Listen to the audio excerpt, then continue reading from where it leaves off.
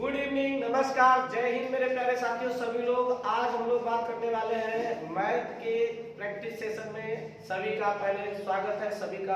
सभी लोग हमारे इस YouTube channel Shiv Shakti superstar classes को अगर किसी ने अभी तक सब्सक्राइब नहीं किया है तो सभी साथी इस चैनल को सब्सक्राइब कर लें, जिससे मैं जो भी वीडियो आपके लिए अपलोड करता हूं उसका नोटिफिकेशन सबसे पहले आपके लिए आपको मिले।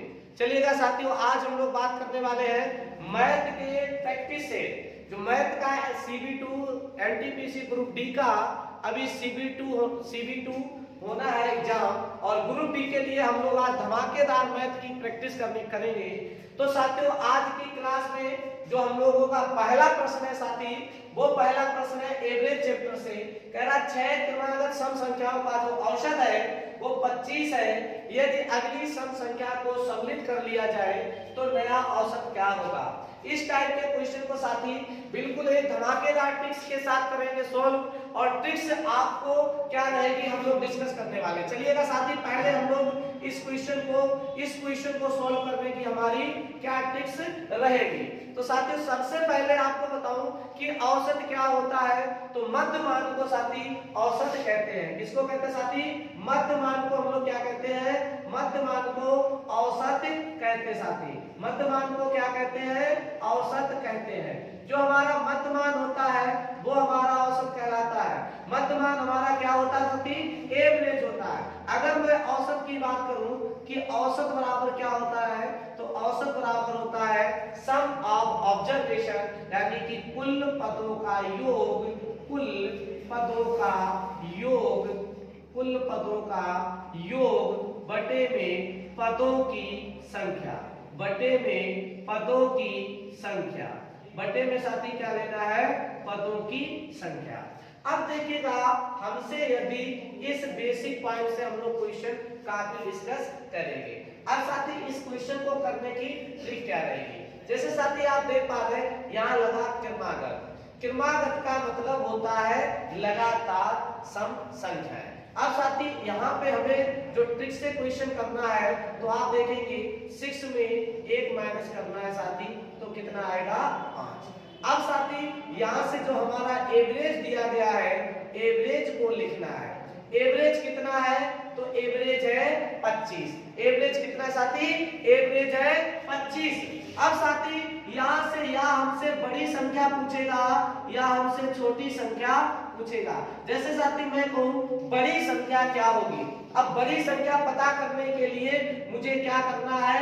एवरेज में ये जो 5 का जो अंतर है ये जोड़ना है। तो बड़ी संख्या मेरी क्या हो गई? 30। अगर यहाँ पे मुझे छोटी संख्या पूछे तो 25 में 5 घटाना है, तो छोटी संख्या क्या हो गई? 20। अब साथी बड़ी संख्या हो जाती है 30, छोटी संख्या हो जाती है 20। हमसे कह रहा था अगली। अब साथी बड़ी संख्या का मतलब पहली छोटी संख्या का यहाँ पे हमने कहा 20 है, तो 20, अगला इवन नंबर 22, अगला 24 साथी, इस तरीके से 26, और अगला 28 और अगला 30। अब साथी उसने कहा अगली सम संख्या, तो 30 के बाद जो हमारी सम संख्या होगी वो कितनी होगी? 32 होगी। 30 के बाद हमारी सम संख्या कितनी होगी साथी? 32 होगी।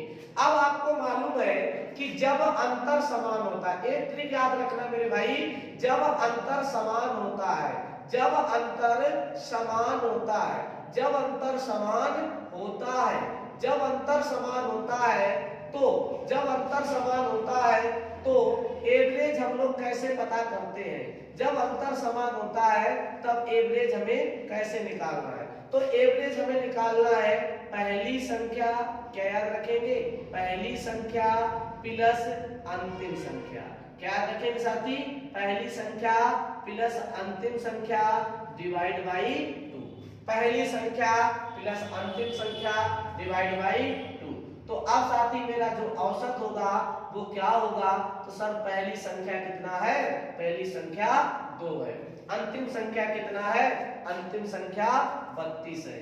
तो पहली संख्या आपने कहा 20 है, पहली संख्या 20, अंतिम संख्या 32 डिवाइड बाई 2। तो यहाँ से हमारा कितना हो जाएगा? 52/2। आंसर क्या आएगा? आंसर आएगा 26। तो आपने देखा ये बहुत ही अच्छा प्रश्न है और इस प्रश्न का जो आंसर है वो कितना आया 26। Option number C will be right answer. तो उम्मीद है कि आपको ये प्रश्न समझ में आया होगा। करना क्या साथी, यहां से याद रखना, जब भी ये सम और विषम से क्वेश्चन क्रमागत से पूछा जाए, तो जैसे यहाँ बात करी 6 क्रमागत संख्याओं की, तो 6 से साथी 1 घटाएंगे कितना बचेगा 5। जो औसत दिया हो अगर हम उसमें से ये 5 औसत में जोड़ देंगे साथी तो सबसे बड़ी संख्या मिल जाएगी। अगर 5 घटा देंगे तो सबसे छोटी संख्या मिल जाएगी। इसी ट्रिक के माध्यम से आप इस तरीके के प्रश्नों को सॉल्व कर सकते हैं। बढ़ते अगले प्रश्न की ओर, प्रश्न संख्या 2। चलिएगा साथी अब बात करते हैं प्रश्न संख्या 2। प्रश्न संख्या जैसा कि आप देख पा रहे हैं दूसरा नंबर का प्रश्न है। जो दूसरे नंबर का प्रश्न है इसमें बात क्या कह रहा है कि कोई धन 3 वर्ष में अपने का 8 गुना हो जाता है तो चक्रवृद्धि ब्याज की दर बताओ। बहुत ही आसान और बहुत ही शानदार प्रश्न है। ऐसे प्रश्न साथी सीधा एग्जाम में आपको टच करेंगे। तो जब भी आपको ऐसा प्रश्न एग्जाम में टच करें उससे पहले हम लोग तैयार होकर जाएंगे एग्जाम। चलिएगा साथी बात करते हैं इसके सॉल्यूशन पे कि सर इसको करने का हमारा जो ट्रिक रहेगा वो क्या रहेगा। यानी कंपाउंड इंटरेस्ट में जब भी ऐसे प्रश्न आपके सामने मिले आपको मिले तो उनको आप एक आसान तरीके से सॉल्व करिएगा। क्या होता है साथी, अपने का 8 गुना, यानी कि यहाँ पे हमारा क्या रहता है, जो हमारा साथी प्रिंसिपल होता है और हमारा अमाउंट होता है। प्रिंसिपल हमारा क्या होता है, कांस्टेंट होता है, जो नियत होता है, जो बदलता नहीं। अगर मैं बात करूं प्रिंसिपल की तो हमारा जो मूलधन था वो 1 था। 1 का मेरे भाई 8 गुना 1 का 8 गुना कितना हो जाता है, 1 का 8 गुना 8 हो जाता है। 1 का 8 गुना कितना हो जाता है, 1 का 8 गुना 8 हो जाता है। 1 का 8 गुना 8 हो जाता है। अब हम लिखते हैं एक साइड में टाइम कितना था, तो 3 वर्ष था। अब अगर ये 3 वर्ष में 1 का 8 गुना हो गया, अगर 3 वर्ष के मूलधन, अगर 3 वर्ष के मिश्र धन को 1 वर्ष का मूलधन 1 वर्ष का मिश्र धन बनाना है तो उस पर क्या करेंगे, क्यूब रूट चढ़ाएंगे, यानी कि उस वैल्यू का घनमूल लेंगे। क्या लेंगे मेरे भाई, उस वैल्यू का घनमूल लेंगे।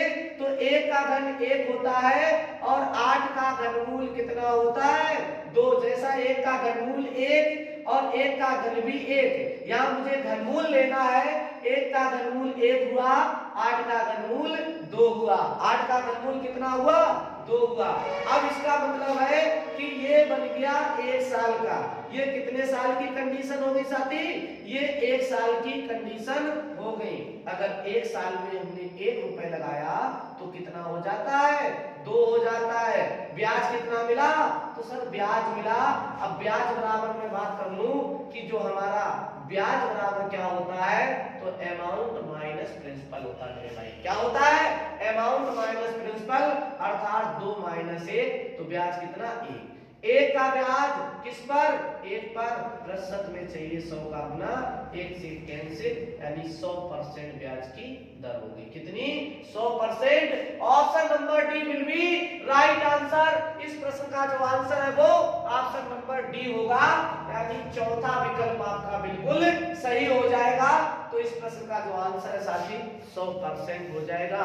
100% इस प्रश्न का आंसर होता है। उम्मीद है ये प्रश्न आपको बहुत अच्छे से समझ में आया होगा। बढ़ते एक ऐसे ही शानदार प्रश्न की ओर, प्रश्न संख्या 3।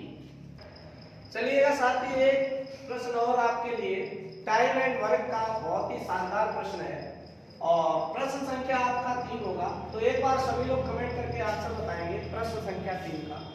तो साथियों इस टाइप के प्रश्न को हम लोग एग्जाम में किस तरीके से करते हैं, सबसे ज्यादा डिपेंड हमें एग्जाम में करता है। तो जब भी ऐसा प्रश्न आपके एग्जाम में आए तो उसको आप शानदार तरीके से सॉल्व कर लीजिएगा। मेथड क्या रहेगा, देखो यहां से बात करना ए और बी। यदि ए और बी किसी काम को करते हैं तो वह काम को 12 दिन में कर देते हैं। अब साथी कह रहा है बी और सी उसी काम को 15 दिन में कर देते हैं। कितने दिन में कर देते हैं, 15 दिन में। और बात कर रहा है कि सी और ए उसी काम को 20 दिन में समाप्त कर सकते हैं। कितने दिन में? 20 दिन में समाप्त कर सकते हैं।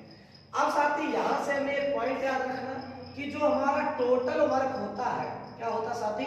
टोटल वर्क होता है वो क्या होता है? टोटल वर्क हम लोग कैसे निकालेंगे साथी? तो उन वैल्यू का एलसीएम लेंगे। जो वैल्यू का एलसीएम होगा वही हमारा टोटल वर्क होगा। क्या होगा साथी? Total work. याद रखना एक बात कि यहां से जब हम एलसीएम लेंगे तो हमें एलसीएम लेना है 12, 15 और 20 का। किसका लेना है?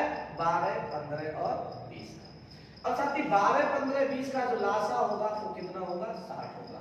5 से 12 से डिवाइड किया तो 5 बार गया, 12 पंचे 60।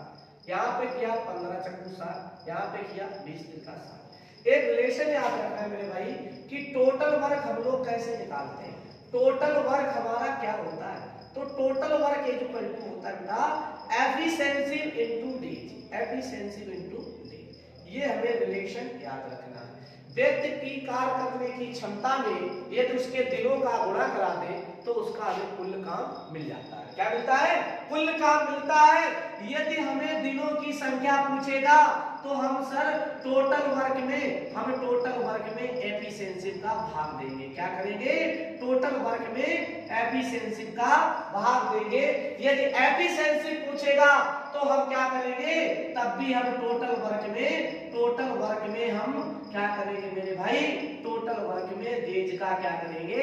भाग देंगे, तो हमें काम करने की क्षमता मिल जाती है। जैसा कि मैंने 60 में 12 का भाग दिया तो 5 बार गया, 60 में 15 का भाग दिया 4 बार गया, 60 में 20 का भाग दिया 3 बार गया। अब मेरे भाई यहाँ पे हमें एक पॉइंट समझना है कि a प्लस बी की एफिशिएंसी 5, b प्लस सी की एफिशिएंसी 4, c प्लस a की एफिशिएंसी 3। c प्लस a की जो एफिशिएंसी है वो कितना है? 3 है। तो साथी यहाँ पे जोड़ने पर a और a तो कहेंगे 2a, b और b कहेंगे 2b, c और c कहेंगे 2c। यहाँ से 5, 3, 8 और 4 12 हो गया, और यहाँ से 2 को कॉमन लेते हैं तो a plus b plus c और कितना हो जाएगा? 12। 2 से काटा तो तीनों मिलकर कितने कर सकते हैं? तीनों मिलकर 6 की दर से कर सकते हैं। तीनों की एफिशिएंसी कितनी हो गई? 6 हो गई।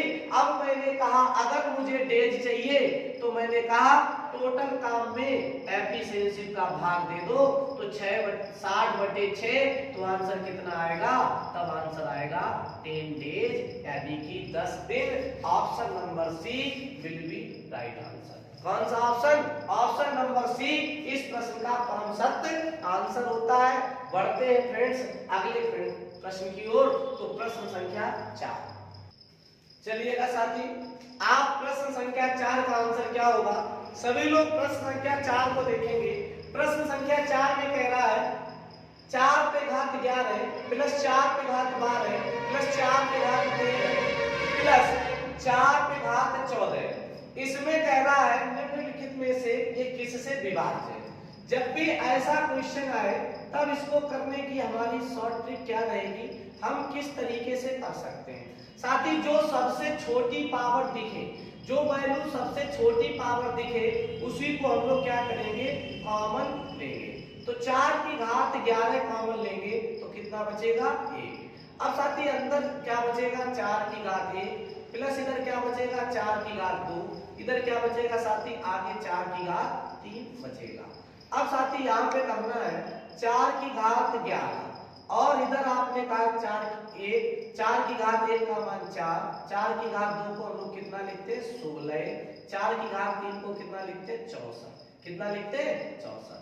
इस तरीके से अगर हमने देखा तो यहाँ से ऐड हो जाएगा तो 16 4 20 और 20 और 64, 20 और 64 साथी कितना? 84 और 1 85, यानी 4 की घात 11 और प्लस में हो जाता है कितना? 85। अब साथी यहां से हमने देखा 85 हो जाता है। कितना हो जाता है? 85 हो जाता है। जब मैंने 4 की घात 11 बाहर ली तो यहाँ बचा 1, यहाँ बचा 4 की पावर 1, यहाँ बचा 4 की पावर 2, यहाँ बचा 4 की पावर 3। 4 की पावर 3 का मान 64 होता है और 4 की पावर 2 का मान 16, 4 की पावर 1 की वैल्यू 4 और 1 का मान 1। इस तरीके से हमारा कितना हो जाता है, 85 हो जाता है। अब साथी यहाँ से मैं 85 की बात करूं तो इधर से आपका 85 ये किससे विभाजित होगा हमें ये बताना है। ऑप्शन में देखा 85 के ऑप्शन में देखा तो आप कहेंगे कितना होगा, तो आप कहेंगे सर यहां से आपने ये 85 यहां से कितना किससे, तो सर 5, क्या देखो यहां से मैंने कहा ये 5 से विभाजित होगा, तो आपने कहा बिल्कुल ये 5 से विभाजित होगा। ये 5 से विभाजित होगा तो 5 एकम 5 और यहाँ 5 और 5 सत्ते यानी 17 पना 85 होता है। या तो ये वैल्यू 17 से विभाजित होगी या तो ये वैल्यू 5 से विभाजित होगी। ठीक है, किससे विभाजित होगी, 5 से विभाजित होगी। चलिएगा साथी, तो यहाँ पे मैंने कहा ये 85 किससे विभाज्य होगा, या तो 5 होगा या तो 17 से विभाज्य। यहाँ पे साथी ये डी नंबर ऑप्शन 127 नहीं था, यहाँ पे 17 था, ऑप्शन क्या था, 17 था। तो मैंने कहा ये जो 85 है वैल्यू, अब मैं बात करूं साथी, अगर मैंने कहा 9 गुणे 4, 9 गुणे 4, अगर मैंने कहा ये 4 अगर 2 से विभाज्य है, 4 2 से विभाज्य है तो इनका गुणनफल हमेशा इस 2 से विभाज्य होगा। उसी तरीके से 85 या तो 5 से विभाज्य है या 17 से विभाज्य है। यदि 17 का भाग जाएगा तो 4 की घात 11 गुणे 85 भी करेंगे तो ये 17 से विभाज्य होगा। और देख पाएंगे साथी 23 से विभाज्य नहीं, 58 से विभाज्य नहीं, 124 से विभाज्य नहीं। यहाँ पे जो था वो आप करेक्ट कर लो, 17 था, तो ऑप्शन नंबर डी है विल बी राइट आंसर है। ऑप्शन नंबर डी आपका परम सत्य आंसर हो जाएगा। बढ़ते हैं साथी, उम्मीद है ये बहुत अच्छे से आपको समझ में आया होगा। बढ़ते अगले प्रश्न की ओर, प्रश्न संख्या 5 ही बहुत ही शानदार प्रश्न है, प्रश्न संख्या 5 की ओर चलिएगा साथियों। प्रश्न संख्या 5 आप देख पा रहे हैं, प्रश्न संख्या 5 की ओर बढ़ते हैं। ए और बी की वर्तमान आयु का अनुपात 4:5 है। इनकी आयु का गुणनफल, इनकी आयु का गुणनफल साथी यहाँ पे होगा इनकी आयु का गुणनफल, यहाँ पे होगा इनकी आयु का गुणनफल, गुणनफल 320 वर्ष है। कितना साथी, 320 वर्ष है। ये आप सही कर लीजिएगा, इनकी आयु का गुणनफल 320 वर्ष है। ए की वर्तमान आयु कितनी है। अब साथी जब भी मल्टीपल की बात करेगा तो हमें एज को इस टाइप से लिखना है, जो बीच का साइन होता है ये वर्तमान का है, 4:5 आपने रख लिया। इनकी आयु का गुणनफल, जब भी साथी गुणनफल की बात करें कुछ कांस्टेंट वैल्यू लेंगे, जैसे ए और ए लिया। अब उसमें बात करिए कि इनकी आयु का गुणनफल जो यहाँ पे मल्टीपल दिया गया एज का वो कितना है, 320 वर्ष है। कितना साथी, 320 वर्ष। तो यहाँ भी गुणा कराएंगे, 5 × 20, ए में जब ए का गुणा होगा तो 20 ए स्क्वायर और इसकी वैल्यू कितनी देगी, 320। 20 0 से 0 काटा, 2 से काटा 16, ए स्क्वायर बराबर 16। अब साथी स्क्वायर हटेगा, उधर क्या चढ़ा देंगे, रूट चढ़ा देंगे। तो a बराबर क्या हो गया, √16, और √16 का मतलब 4 आ गया। कितना आ गया साथी, 4 वर्ष। √16 का मतलब 4 वर्ष। अब कह रहा था ये a है ये b है, हमसे कह रहा है a की वर्तमान आयु कितनी, a की प्रेजेंट एज है कितना, 4a। अब साथी a का मान है 4, तो 4a की वैल्यू कितनी, तो 4 × 16। a की वर्तमान एज कितनी हो गई, a की वर्तमान एज हो गई 16 वर्ष। Option number B will be right answer. तो इस प्रश्न का जो आंसर है बी नंबर ऑप्शन हो जाता है 16 वर्ष। उम्मीद है साथी ये प्रश्न आपको भी बहुत अच्छे से समझ में आया होगा। बढ़ते हैं प्रश्न की ओर, बहुत ही अच्छे और शानदार बेहतरीन प्रश्न की ओर। चलिएगा साथियों, प्रश्न संख्या 6। प्रश्न संख्या 6 बहुत ही शानदार प्रश्न है और प्रश्न संख्या 6 में कह रहा है एक व्यक्ति निश्चित दूरी 10 किलोमीटर प्रति घंटा की गति से तय करता है और वापस आरंभिक बिंदु पर 30 किलोमीटर प्रति घंटा की गति से लौटता है। कुल यात्रा के लिए उसकी जो एवरेज स्पीड है साथी वो क्या होगी। बहुत ही शानदार प्रश्न है, ऐसे प्रश्न आपके एग्जाम में बहुत अच्छे तरीके से पूछे जाते हैं। जितने भी वनडे एग्जाम होते हैं उन सभी एग्जामों में ऐसे प्रश्न की आने की पॉसिबिलिटी बहुत ज्यादा होती है साथी। तो बढ़ते हैं जो इस प्रश्न को सॉल्यूशन की ओर कि इस टाइप के प्रश्न को एग्जाम में किस शॉर्ट ट्रिक से करेंगे। साथ ही इसका एक फार्मूला भी होता है, हम लोग कोई भी फार्मूले से नहीं पढ़ेंगे अर्थमेटिक को, पूरा कॉन्सेप्ट आपको कॉन्सेप्ट बाय कॉन्सेप्ट चीजों को समझाने का प्रयास करते हैं। साथ ही जब गया तो उसकी जो स्पीड थी वो कितनी थी, तो आपने कहा सर 30 किलोमीटर प्रति घंटा की चाल से जाता है, और वापस आता है साथी तो कितनी, तो आपने कहा गया था 10 किलोमीटर प्रति घंटा की चाल से और वापस आता है 30 किलोमीटर प्रति घंटे की चाल से साथी। गया 10 किलोमीटर प्रति घंटे की चाल से, वापस आया 30 किलोमीटर प्रति घंटे की चाल से। तो ऐसे प्रश्नों में क्या करना है, अगर आपकी स्पीड दी जाए तो स्पीड का एलसीएम लेते हैं, अगर आपकी डिस्टेंस दी जाए तो डिस्टेंस का एलसीएम लेते हैं। अगर साथियों ऐसे प्रश्नों को आप विदाउट फार्मूले करना चाहते हो, बिना फार्मूले के सॉल्व करना चाहते हो, तो जो आपको स्पीड दी जाए इनका लासा ले लो, तो 30 और 10 का लासा कितना हुआ, 30 हुआ। अब जब हमने कहा ये 30 हुआ, ये क्या है हमारी डिस्टेंस है, एक तरफ से चली गई दूरी है साथी, क्या है, एक तरफ से चली गई दूरी है। अगर मैंने कहा यहाँ 30 दूरी को 10 की गति से चलेगा तो कितना टाइम लगेगा, तो 3 घंटे लगेगा। 30 किलोमीटर की दूरी को 30 किलोमीटर प्रति घंटे की चाल से चलेगा, कितना टाइम लगेगा, 1 घंटा लगेगा। जबकि एवरेज स्पीड का साथियों तरीका क्या होता है, एवरेज स्पीड हम लोग कैसे निकालते हैं, तो औसत चाल बराबर होता है टोटल चली गई दूरी यानी टोटल डिस्टेंस, टोटल कुल चली गई दूरी अपान में कुल लगा समय, कुल चली गई दूरी अपान में टोटल टाइम यानी कि कुल लगा समय। इस तरीके से साथी करना है। देखिएगा जब भी ऐसा प्रश्न आए, औसत केस से क्वेश्चन, औसत स्पीड से क्वेश्चन आपसे पूछा जाए, इस टाइप के प्रश्न, औसत बहुत महत्वपूर्ण चैप्टर होता है, जो औसत का यूज हम लोग एज वाले चैप्टर में भी करते हैं, औसत का प्रयोग हम लोग यहाँ भी करते हैं, यहाँ भी हमसे औसत स्पीड पूछी जाती है। अब साथी एक तरफ से चली गई दूरी 30 थी, तो अगर मुझे डिस्टेंस लेना है तो दो तरफ से एक बार गया एक बार आया, तो कुल डिस्टेंस कितनी हो गई साथी, 60 हो गई। कुल डिस्टेंस कितनी हो गई, 60 हो गई। जबकि टोटल टाइम कितना हो गया, टोटल टाइम आपने कहा गया तब 3 घंटे, आया तब 1 घंटे, तो 3 और 1 साथी कितना, 4 घंटे। उसके द्वारा कुल लगा समय, कुल समय लगा कितना है, 4 घंटे का उसने कुल टाइम लिया। तो स्पीड, एवरेज स्पीड बराबर कुल चली की दूरी बटे कुल लगा समय, और साथ ही इस तरीके से जो आंसर है वो 15 किलोमीटर प्रति घंटा, कितना आंसर हो जाएगा, 15 किलोमीटर प्रति घंटा। यानी option number C will be right answer. जो ऑप्शन नंबर सी है वो परम सत्य आंसर है। उम्मीद है ये प्रश्न आपको बहुत अच्छे से समझ में आया होगा। अगर हम चाल का एलसीएम ले रहे हैं, अगर हम चाल का स्पीड का, अगर स्पीड का हम लोग स्पीड का एलसीएम ले रहे हैं, तो जो एलसीएम होगा वो हमारा क्या होगा, वो हमारी डिस्टेंस होगी, जो एलसीएम होगा वो हमारी डिस्टेंस होगी। इस बात को याद रखिएगा साथी। इस तरीके से डिस्टेंस हमने कहा 30 किलोमीटर, एक साइड की डिस्टेंस 30 आ गई, दोनों साइड की डिस्टेंस कितनी, 60। तो साथियों एवरेज स्पीड बराबर क्या होता है, कुल चली गई दूरी बटे कुल लगा समय होता है। कुल चली गई दूरी 60, कुल लगा समय 3 और 1 4। तो 60 में जब 4 का भाग दिया तो एवरेज स्पीड निकल के आई। एवरेज स्पीड कितनी हो गई, 15 किलोमीटर प्रति घंटा। इसकी औसत चाल हो गई ऑप्शन नंबर सी साथियों, जो इसका है आंसर हो जाएगा। कौन सा आंसर, ऑप्शन नंबर सी परम सत्य आंसर हो जाएगा। बढ़ते हैं साथियों अगले प्रश्न की ओर, प्रश्न संख्या 7 की ओर।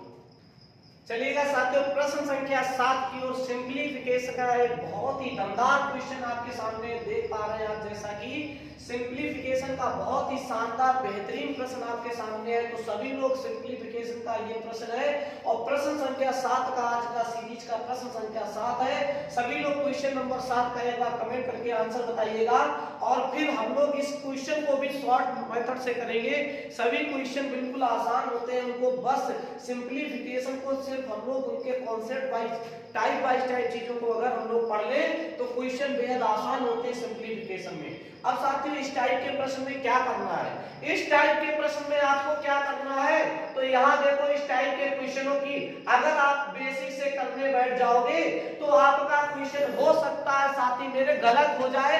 आपको इस टाइप के प्रश्न को कतई बेसिक से नहीं करना है। यहाँ पे आपको देखना है कि 1/4 है, क्या साथी 1/4 है, तो जो अंश है उसको आगे लिखना है, जो हर है उसको पीछे रखना है। इसके बाद मेरे प्यारे साथियों ये आपको पॉइंट काउंट करने हैं। ये पॉइंट कितने पॉइंट है, तो आपने कहा 5 पॉइंट है, ऐसे 5 आपको बिंदु बनाने, ऐसे 5 आपको कट लाइन बनाना है। अब देखना है क्या सीरीज प्लस की है, क्या सीरीज प्लस की है मेरे भाई। अगर सीरीज प्लस की है तो आपको जोड़ना है 4 में 1 जोड़ा मेरे प्यारे साथी, यहाँ कितना हो गया 5, 5 में 4 जोड़ा, 5 में 4 जोड़ा तो 9, 9 में 5 जोड़ा तो 14, और 14 में जब 9 जोड़ेंगे तो कितना हो जाएगा 23, और 23 में जब 14 जोड़ेंगे तो हो जाएगा मेरे प्यारे साथी 37। कितना हो जाएगा 37। जब सीरीज प्लस की हो मेरे भाई तब आपको जैसे अंश को आगे हर को पीछे, प्लस की है तो हर को अंश में जोड़ना है। 4 को 1 में जोड़ा 5, 5 को 4 में जोड़ा 9, 9 में 5 को जोड़ा 14, और 14 में जब 9 जोड़ा तो 23, और 23 में जब मेरे प्यारे साथी यहाँ पे 14 जोड़ेंगे तो 37 हो जाएगा। कितना हो जाएगा 37 हो जाएगा। ये बात आपको बहुत अच्छे से समझ में आई होगी, ना आया हो तो एक बार पुनः देखते हैं। मैंने कहा अंश को आगे रखना है, हर को पीछे रखना है। इसके बाद ये पॉइंट काउंट करने हैं, कितने पॉइंट है, तो ये 5 पॉइंट है, ऐसे 5 बिंदु बना लिए। अब साथी 4 में 1 जोड़ा तो 4 और 1 कितना होता है 5 होता है। जोड़ा इसलिए क्योंकि प्लस का पॉइंट है, जोड़ा इसलिए ये काय का पॉइंट है, प्लस के पॉइंट है। 4 में 1 जोड़ा कितना 5। अब 5 में 4 जोड़ेंगे मेरे प्यारे साथी, 5 में जब 4 जोड़ेंगे कितना होता है 9। अब यहाँ के लिए 9 में 5 जोड़ो तो 9 में 5 जोड़ा कितना हुआ 14। यहाँ के लिए 14 में जब 9 जोड़ेंगे तो 23 हो जाएगा, और लास्ट पॉइंट के लिए 23 में जब 14 जोड़ोगे तो 37 हो जाएगा। कितना हो जाएगा 37 हो जाएगा। अभी आपने देखा जो अंश था उसको पहले लिखा गया, तो साथी यहाँ पे जो अंश होगा वो पहले वाला और हर होगा वो बाद वाला, यानी कि इस प्रश्न का आंसर होगा 23/37। क्या आंसर होगा 23/37। Option number B will be right answer. 23/37 किस ऑप्शन में है, ऑप्शन नंबर बी में है। जो आपका परम सत्य आंसर होगा ऑप्शन नंबर बी वाला हो जाएगा। कितना आंसर आया साथी 23/37। उम्मीद है कि ये प्रश्न आपको बहुत अच्छे से समझ में आया होगा। इसी तरीके से बने रहिएगा मेरे साथ और शानदार तरीके से जुड़े रहिएगा। यदि आपने हमारे चैनल को अभी तक सब्सक्राइब नहीं किया है तो हमारे चैनल को आप सब्सक्राइब कीजिएगा। आपको ऐसी बेहतरीन बहुत ही धमाकेदार वीडियो मिलती रहेंगी। तब तक के लिए आपको Radhe Radhe, Ram Ram, bye bye, take care. फिर मिलेंगे नेक्स्ट वीडियो में। Thank you.